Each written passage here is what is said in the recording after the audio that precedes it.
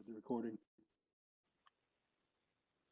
Okay, yeah, we're gonna give them a couple more minutes to see if we get a quorum. Hey, you've got Ben Samuels on. I'm joining from my phone. Okay, Ben.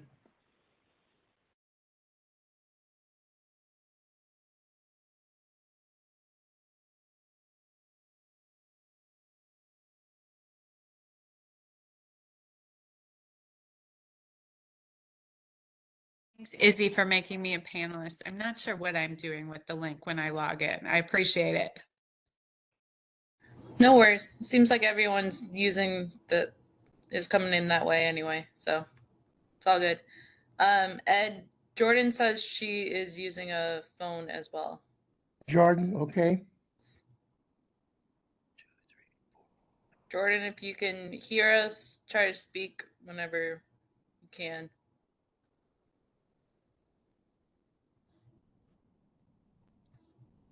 And Chuck, just tell me when to change the screen. Okay, got it. Thank you. Need one more. Need 6 to have a quorum. I'm present. I don't know if you saw that I joined. This is Risa Rollins. Oh, okay, hey, we got you, okay. Okay. 2, 3, This is Deborah. I'm here. Okay, good, good. Okay. Talked to James Cotter earlier today, and he was having trouble with the link, so he might be on. I'm not sure, but we have 6.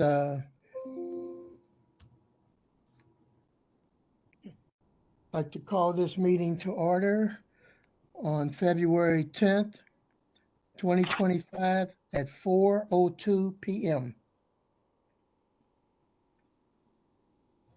Izzy, can you call the roll? Yes. Sorry, I'm trying to get Jordan to be able to speak. Okay. Deborah Carter? Here. Thank you. Thanks. You're welcome. Deborah Carter? Here. Kim Sella? Here. James Cotter? Ed James? Here. Linda Camp? Here. Risha Rollins? Here. Ben Samuels? Here. Jordan Sanders? Here. James Neely? Patrick McKelvey? Present. Okay, we do have a quorum. Thank you. Okay. All others in attendance, will you introduce yourself and with your name and your department? Office of the St. Louis County Executive. I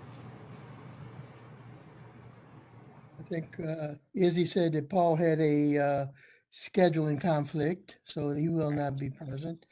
St. Louis County Council. None. St. Louis Department of Transportation, Public Works. Ray Golick, St. Louis County Department of Transportation. Adam Spector with Transportation.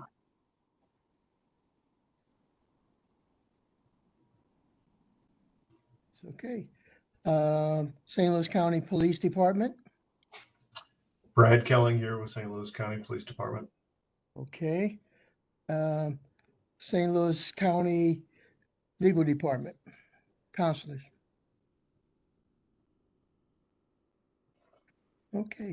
by I state did see development. Portia on here. She just You may did not see be her? able to talk. Okay.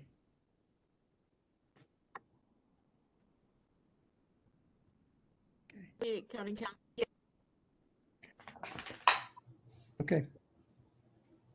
By state development. I'll start out Chuck Stewart, Chief Operating Officer, Metro Transit. Good afternoon, Tammy Fulbright, Chief Financial Officer.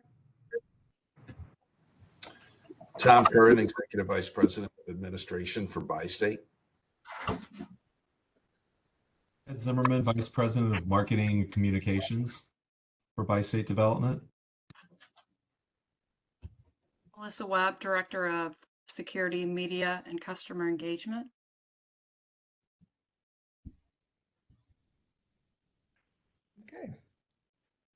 That's it. Okay, I'd like to have a motion to approve the minutes from the meetings on December 9th, 2024 and January 13th, 2025. So Do I moved, have- McKelvey. Okay. Do I have a second? Second. Is that Kim? Yes. All those in favor? Aye. Aye. Aye, but I abstained from January because I wasn't there for the meeting. Okay. Aye. All those opposed?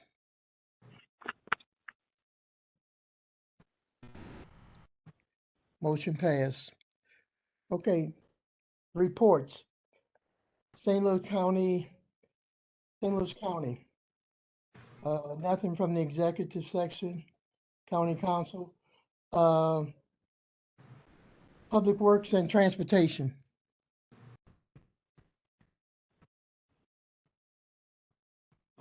I don't believe we have anything new to report. I believe I'd sent out the list of projects that we have upcoming in our next few years here. I believe that was circulated, and if there's any questions, we can take those. Otherwise, we're just progressing as usual. Does anybody on the commission have any questions on the information that was sent out by Transportation, Public Works? Okay. All right. I know we discussed last time about a potential partnership between the Public Works and Bi-State Development. And Portia and I are going to get together basically to find out what is the best way to present that and make sure that we're doing it and making sure that we get the right people at the table. So Portia, I've failed to get in touch with you this month, but I will before the next meeting. Okay.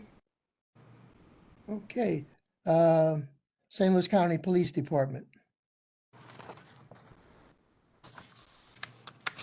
Good afternoon. So hopefully you saw the numbers I was able to send in reference to the end of the year stats for St. Louis County and over on the west side of the river here, and also St. Clair County's end of the year stats. Happy to report all our crime wise. That was a good thing. The only other thing I want to add in is St. Louis County has a new unit. What they've done is combined 20 officers into what they consider a mobile precinct. And they're able to take those 20 officers and shift them left or right as needs arise. So should we need any further assistance on the trains for big events or an uptick in one of the areas, we can call them then to come in and assist our manpower and staffing. So it's a great new program we have going on right now. And that's all I have to share. Is this unit just dedicated to county transportation, or is it used by the full force?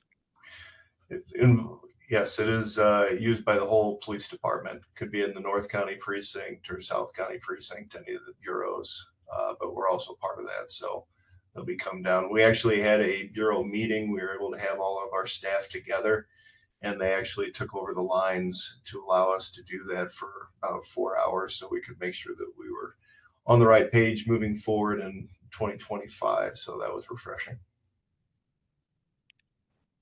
Any other questions? Okay, thank you for that. Okay. Moving right along. Bi-State Development.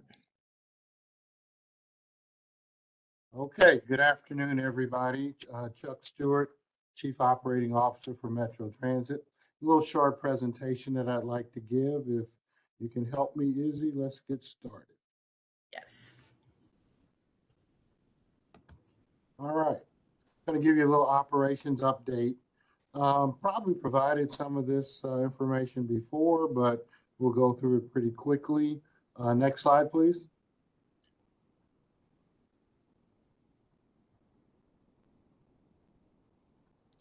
Can you see that? It's not moving. It's not moving. Not moving? There we go. All right. Highlights from 2024. 24 was a good year for us. We accomplished lots of things, primarily because of our ability to hire additional operators and mechanics and Colorado operators, over 285 new operators last year. I think that has been a significant reason for our increase in passenger trips. I think we're providing better service, more frequency, more reliability. Passenger trips are the highest since 2020, as you see. Again, this is because, again, we were able to add frequency and reliability. 34 bus routes where we added frequency, restored evening services on some routes, especially in North County. We launched new streamlined bus routes for quicker, more convenient rides, where a rider may have had to transfer 2 or 3 times. Now they can get a lot of their trips in with one transfer or less. So this again is a sign of improved service from our standpoint. Also, you got the Colorado stat here about trip denials. Over the last 14, 16 months, we've gone from 45.2% in trip denials to 0. And I'll talk a little more about that later in the slide deck. Next slide, please. And I'm happy to answer any questions as we go along if you have them. Chuck, let me ask one Overview question. of our workforce. As you can see, we have a budget for 650 operators now, and we actually are over budget, 673, but I got to keep them. Got to keep them. Never know when you need them. Never know who's going to show up from work. So, but that is a goal that we were able to achieve this past year. Colorado operators, we're up to 186. As you remember, I was promising 180 in November, so we made that. This is almost twice as many operators as we started the year with. And as you can see, we're still having some struggles, some challenges with our mechanics. I still need about 40 mechanics, and we're still offering the $5,000 signing bonus for mechanics as we move forward. Next slide, please. Having a couple of new faces in Metro Transit. We have a new general manager of paratransit, which is Colorado, and that is Lewis Lowry. And we have a new assistant general manager of Metro Bus with is Lakeisha Davis. Lewis brings over 30 years of transit service. He was with Kansas City Area Transportation Authority, and then most recently at the Des Moines Area Regional Transportation Authority. He brings experience in paratransit and microtransit, all the things that we are looking forward to improving our service in as we move forward. Very good addition to our team. Lakeisha, more than 15 years in public service, public transit service. She comes from Broward County Transportation, and we're looking forward to her making a significant contribution to our Metro bus service as well. Next slide, please. We talked about our quarterly service changes. We made a significant change in December, and this is probably setting the base for our transit service as we move forward. So we are planning another service change. Next slide, please. Another service change in March, and basically we will be doing tweaking to the service change we put in effect in December. We continually get feedback from our customers, from our operators, from our management team, and we try as we move forward with every service change to give better service, more reliability, more frequency. The things that we can change, we will, and we plan to do that again in March. Next slide, please. So this is again my favorite slide, and we're getting back to Coloride, and it shows the changes in our service patterns in Coloride since August. I think that's August. Is that August? April 2023. And as you see, in April 2023 is where we had our 45% denial rate, which is the red line, and we were providing a little over 5,000 rides a month. Whereas when we get down to January of 2025, our denial rate is zero, has been for the last 4, 5, 6 months, and we're providing more like 8,000 rides per week. So it's a very significant change in the quality of the service that Coloride is providing. We're experiencing a new problem now because the service is so great, the demand is increasing as well in this same service area. So we're figuring out how we handle that going forward. But as you know, we're making other improvements in our Coloride service, and the next couple of slides talk about that. Next slide, please. Our phone service, again, we've changed our phone provider. We've improved our service. We're doing better in terms of the queue for people waiting to get service. Our customers are starting to trust us a little more.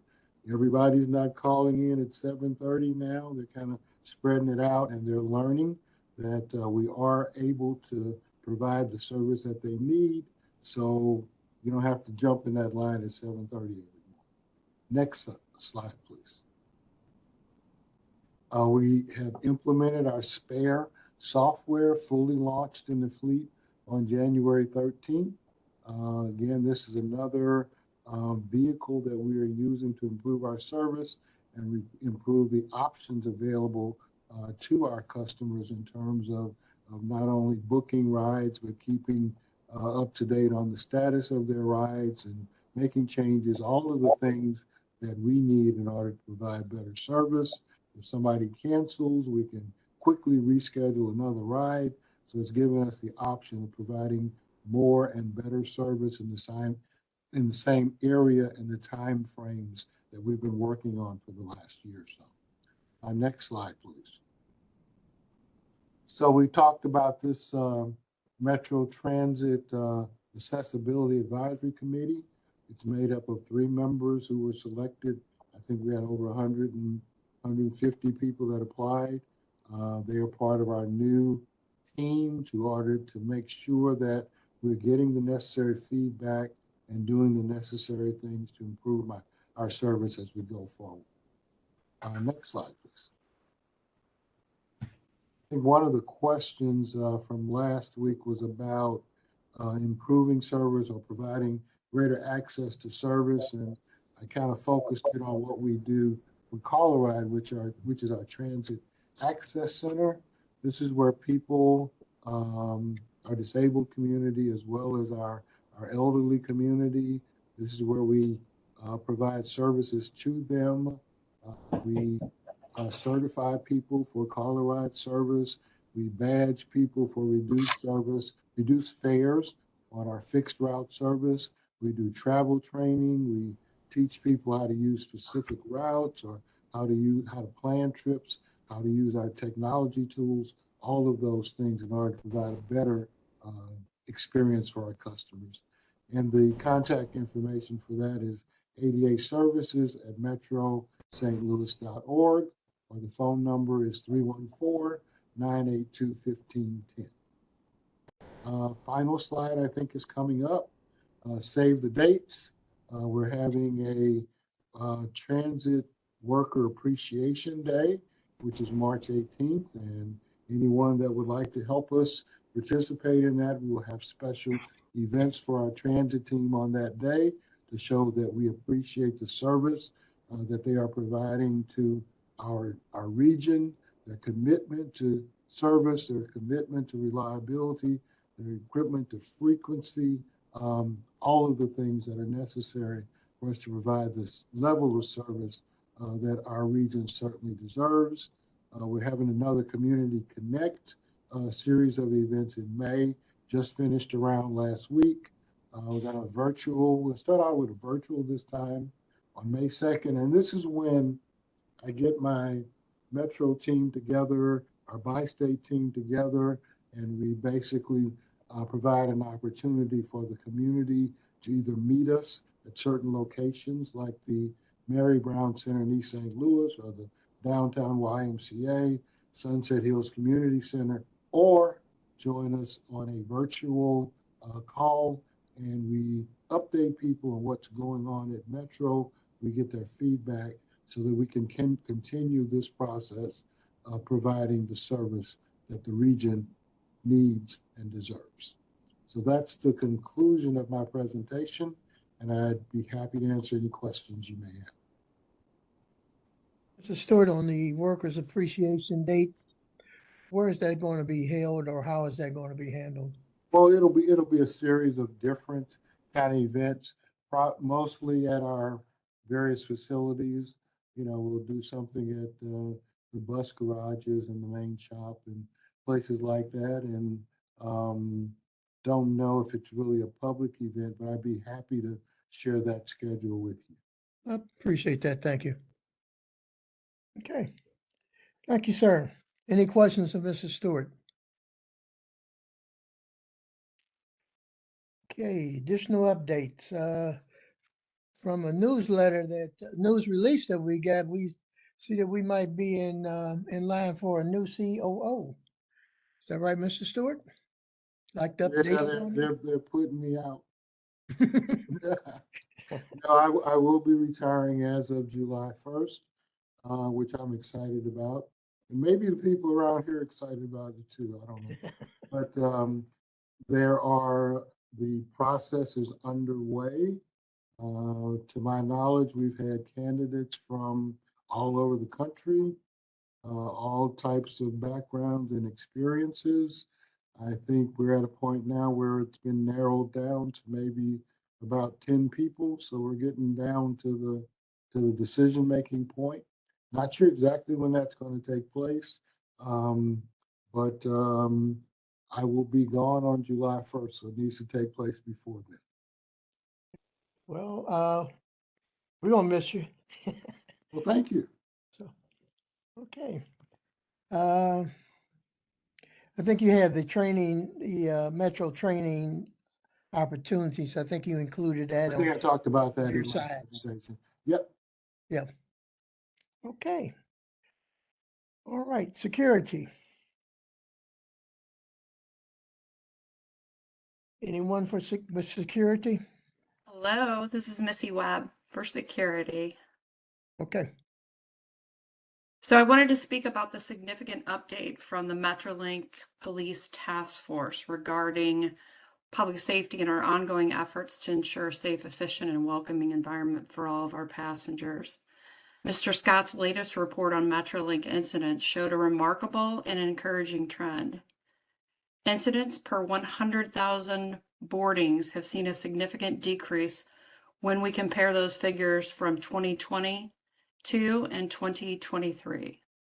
This decline reflects the hard work and dedication of the Metrolink Police Task Force, who have been instrumental in proactively addressing those safety concerns. Importantly, the large majority of those incidents that we have seen fall under the category of passenger conduct related issues.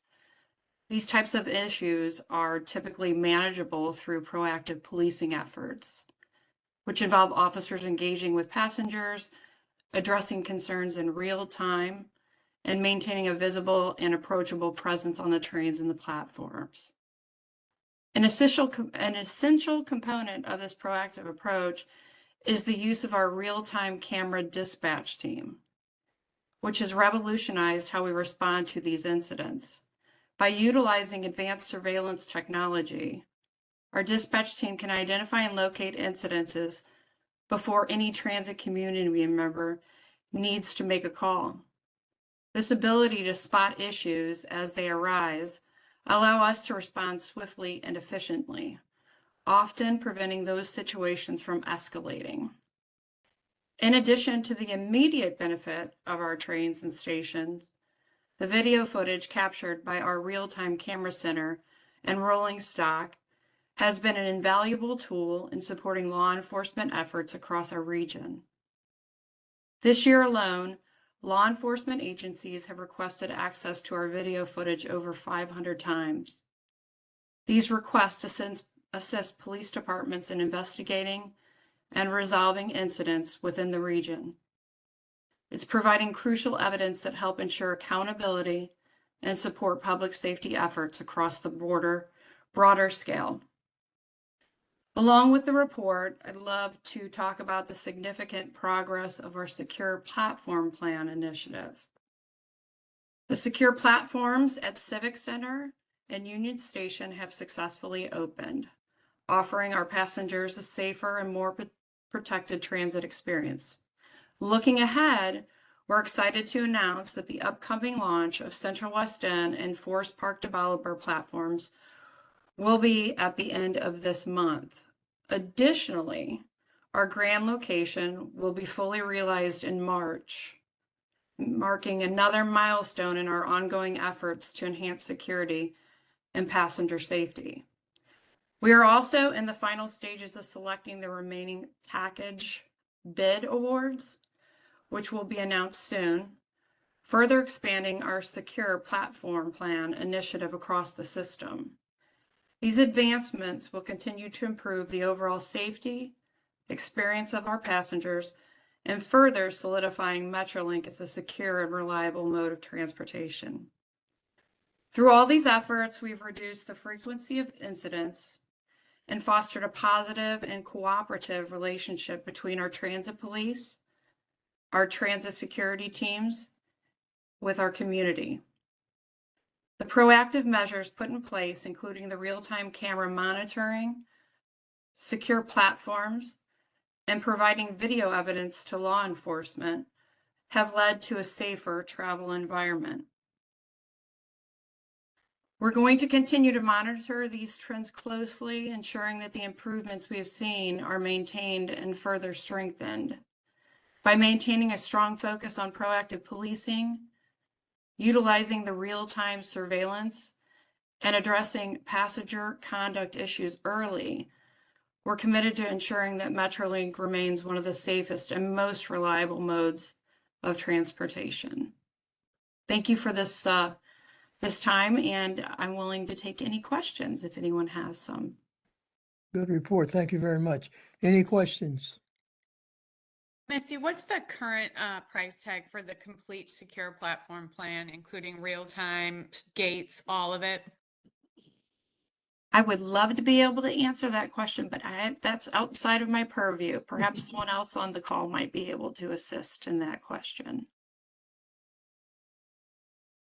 So Kim, I think they're getting kind of together the final numbers today. They did some, I know the bids went out from Missouri and Illinois on this side, so we should have a more accurate number, I think, here sometime today or this week for sure. Tammy, can you add that information for us, maybe next meeting? Sure. Okay, thank you. Okay. Any other questions for security? Finance. Tammy? Thank you. Good afternoon. So we have the December financial statements this afternoon. And so I really, I want to talk about revenue first. Obviously, it's at almost 168 million as of December. And so I just want to kind of walk through a few line items and just give some information on those specifically. So passenger revenue for December, we're down $1.6 million. When you look at the next line items, which I usually kind of group together, the sales tax, which is the city of St. Louis and St. Louis County, and then St. Clair County, we are down about 5.5 million. And then if you look at our interest income, we're down about 3.5 million. So partially the sales tax and the St. Clair County piece, that 5.5 million that I mentioned, is is timing. So we see fluctuations in sales tax. It's just a matter of when we get those dollars in. They tend to be 2 months behind from when they actually collect the sales tax. So in December, we're not seeing the jump from the Christmas sales and that sort of thing. So then moving into expenses, the 2 line items there I want to talk about. In total, we're at about 171.5 million for total expenses in December.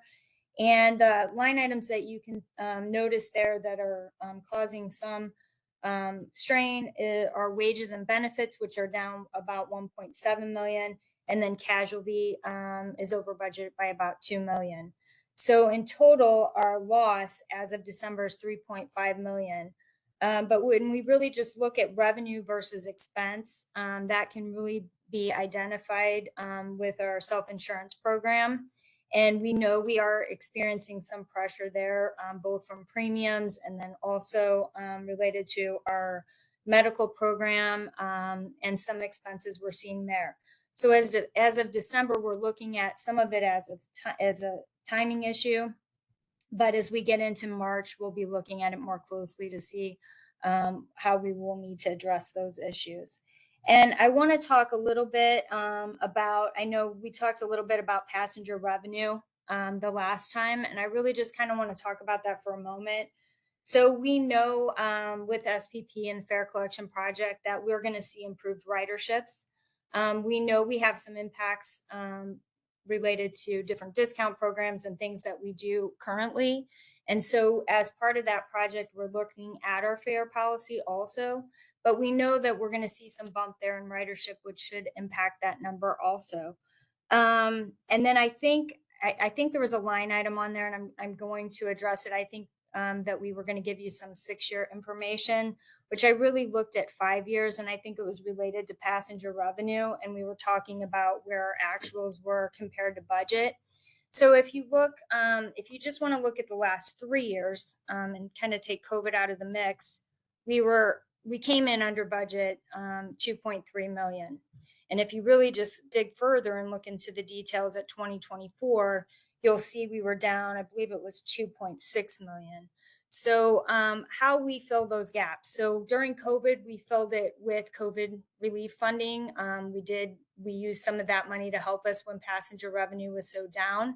But what we've done in the last couple of years too, what else has helped us, which has helped us be able to preserve cash related to COVID, was our interest income. So our interest income numbers have been enough that they've kind of helped fill some of that gap, but they haven't done it totally. And going forward, as these projects are moving, we're going to have less money available to even have any interest income. So it's really, I'm not going to talk about the budget today, but it's really impacting us in the 2026 budget too.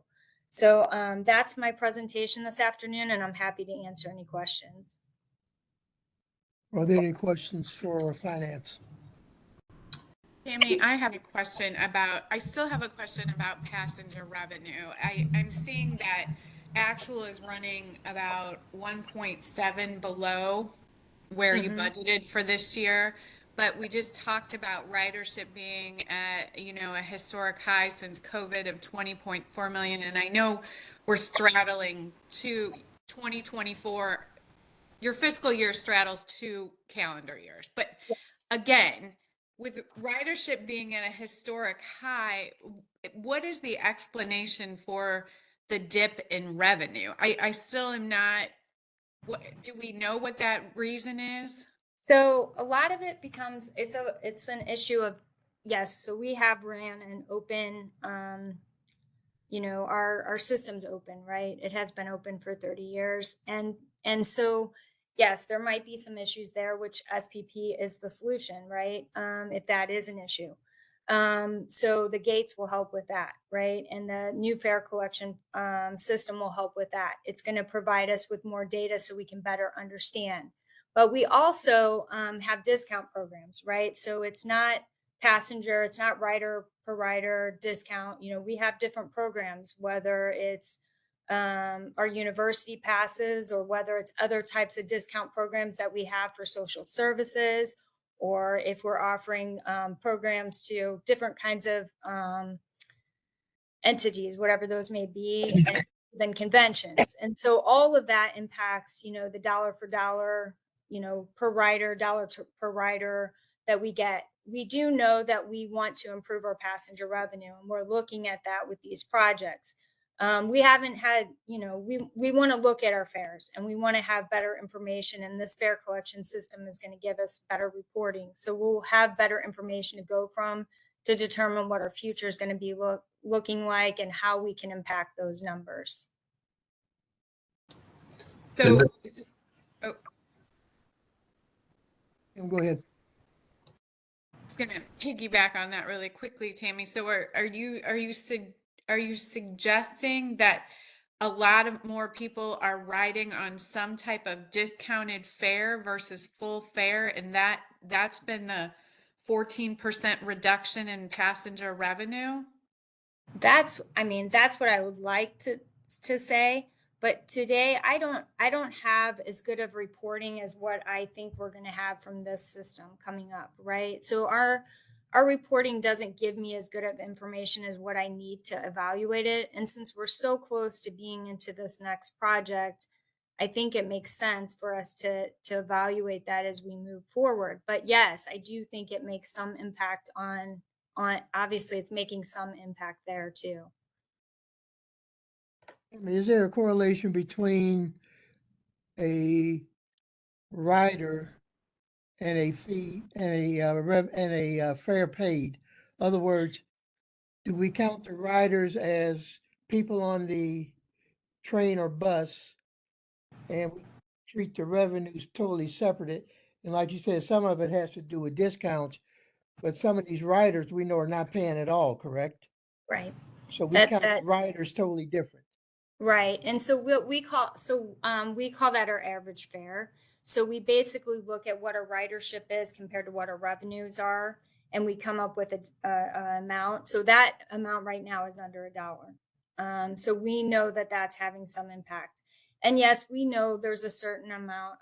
I guess I tend to fade away from the fare evasion. I don't like to talk about that because right now it would be very hard to look at those numbers and actually tell them without being out on the system and looking. I don't think that that's our biggest problem. I do think, and I wouldn't call it a problem, right? Like we want people to ride our system. I don't want to get into policy here. This is really Talby's area, but we want people on our system. We want people to ride our system. So the other side of it is yes, the revenue, and I need revenue to support our system. And passenger revenue is one part of it.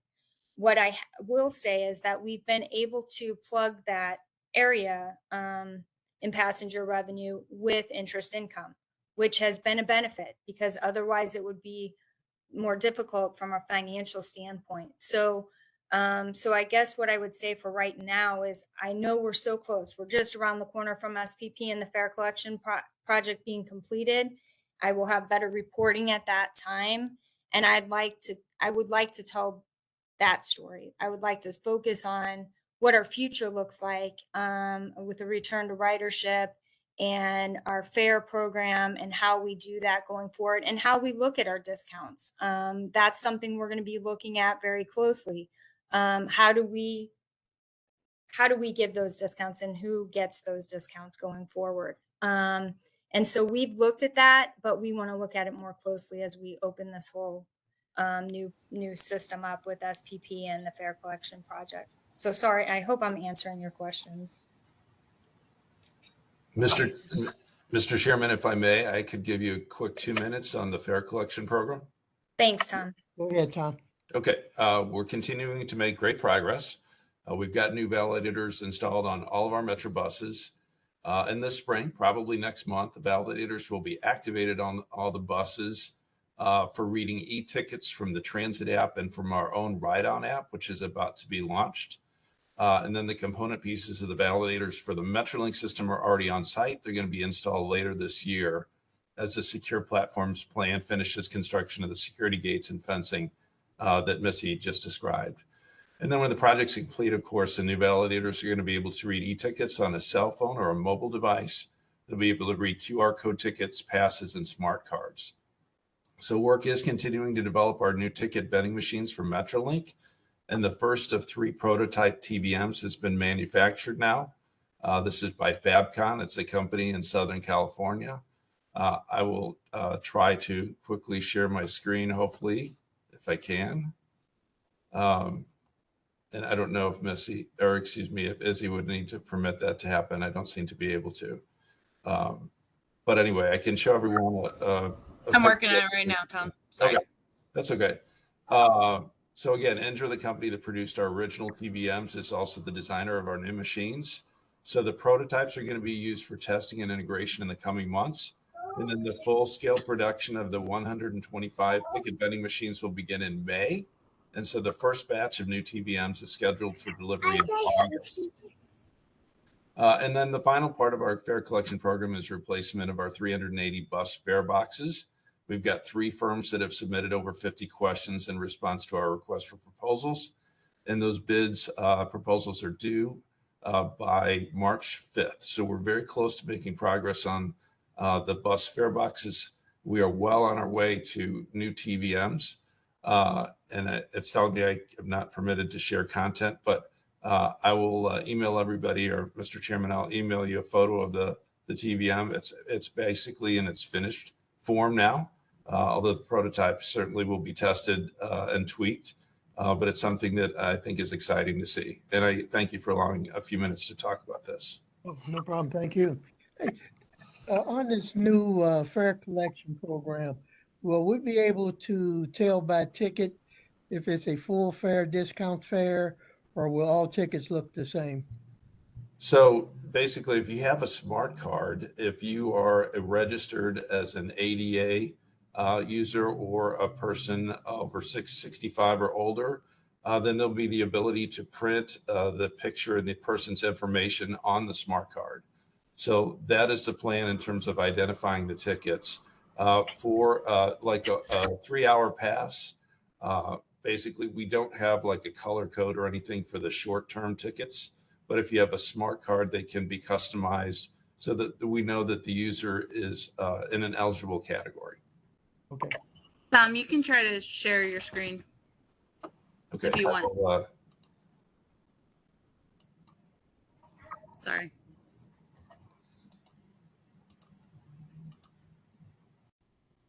Okay, hopefully you can see it.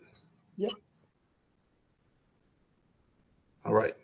Not to overplay that, but we're excited that we're to the finished format now. So it's been a lot of work and we're excited to be at this point. Thank you. Thank you. Okay. Any questions on the financing on the new ticketing program, collection program? Okay. Thank you very much for that. Marketing. Good afternoon. So just to kind of follow up with what Tom was talking about. So for the fare collection project, there'll be a public communication program and marketing plan that will be coming out as each piece launches as well, to make sure that our customers know what's happening as well as yourselves. So just kind of finish that up. So the last tab of your book provides an overview of the marketing and communications activities for the month of December. Our share of sentiment reflects over 47% of our reach was positive this month. 47.5% of our news was considered neutral, while just over 5% was considered negative. The positive and neutral reach with media was just over 18.5 million visuals, and with a publicity value of about $822,000 that we did not have to pay for. Those are free dollars that someone else by promoting us from that perspective. You're probably familiar with most of the efforts for our recruiting and our promotion of ridership, but in November and December, we did promote the gift of transit as an alternative for gift giving, and the majority of our community activities were really focused on holiday events, as well as promoting the opening of our secure platforms. You should have also received right before this meeting a set of news releases from Patty Beck, our Senior Director of Media and Public Relations. So just to kind of keep you guys updated from that. Chuck's already mentioned all the recent Community Connect events and the upcoming ones. Our Zoom events are also recorded, and I can have someone from our team provide the commission with a link so you can review those at your leisure in the future.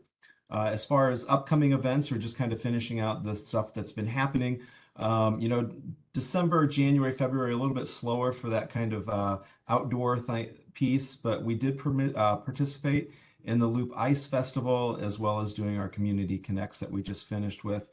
Our public safety team, they continue to have groups that are visiting our real-time camera center and our secure platforms that are currently operating. We're doing a lot of promoting through extensive social media appearances surrounding the opening of each of those secure platforms at the stations, as well as some of the milestones that are happening across the project. As far as upcoming events, March and April, we're still in the process of planning. But most of these kind of start up around sports season, Earth Day events coming up in April and May. And so those are kind of where we're at with the planning of those pieces. On the agenda for today's meeting, there was a question about Adopt a Stop. And so Adopt a Stop is a free bus stop sponsorship program. It's geared for businesses or organizations and individuals that would like to adopt a neighborhood stop. And the goal of it is really to make sure that our communities that we serve are clean, attractive, and free from litter. So a Metro Bus adopter, they have a sign, an Adopt a Stop sign that's there at this stop, and it has their name or their business logo on it for the duration of their adoption. Adopt a Stop stakeholders are typically about 1 year in length, unless they choose to renew from that perspective. And all we're asking them to do is regularly monitor and maintain the adopted stop, keep it free from litter. We do ask them to sign a waiver of liability, but we provide the trash cans, the trash bags, and other resources that they need to keep the stop updated, clean. And then we also have a person on the Marcom team that's responsible for working with those folks to make sure that if they have any issues that we need to help with from that perspective. And then if they decide that they're going to terminate their Adopt a Stop, we just ask that they return any of the unused or reusable supplies to Metro so we can use them at a different location. Currently, we have a little bit over 400 stops. From what I understand, there's probably about a quarter of those that are currently in St. Louis County. So that kind of completes my report, and I'm available to answer any questions. Well, I have a question on the Adopt a Stop. How are these business owners or individuals recruited, or how are they made aware of the program? So there's a number of different ways. Typically in our community activities and stuff, we have information about the Adopt a Stops. There are some where we see there's activity happening around a stop. For instance, there might be a stop that someone's complaining about clutter or trash around it. And then we really kind of focus in that way as well. So we use those pieces, our website, and then the word of mouth has been a helpful piece. On the Illinois side, we actually have the city of Belleville that's sponsoring, a number of the city stops within their community themselves. And you said the responsibility is for the person who signs up for the program. They has to keep the site clean. Yeah, we're just asking that they help pick up the litter in that area. In some instances, we've seen some individuals that it's just overwhelming for them. And then we try to either find a partner organization to come alongside them, or they may resign from the Adopt a Stop program and then we take it over. Okay, thank you. Any other questions for marketing? Okay. Thank you. Let's see, let's hold off on that ADA gap, and I think that's another conversation that Portia and I are going to have. I got a list I have to follow up on, Portia. I'm sorry. The next meeting is March the 10th, 2025, same place, same time. No other questions or comments. I entertain a motion to adjourn. So moved. Linda Camp, I move, we adjourn. Second by McKelvey. Okay. All those in favor? Aye. Aye. Aye. Oppose? Meeting's adjourned. Thank you. Have a good evening. Have a- Thank You you. too. Have a great evening, everybody. Thank you.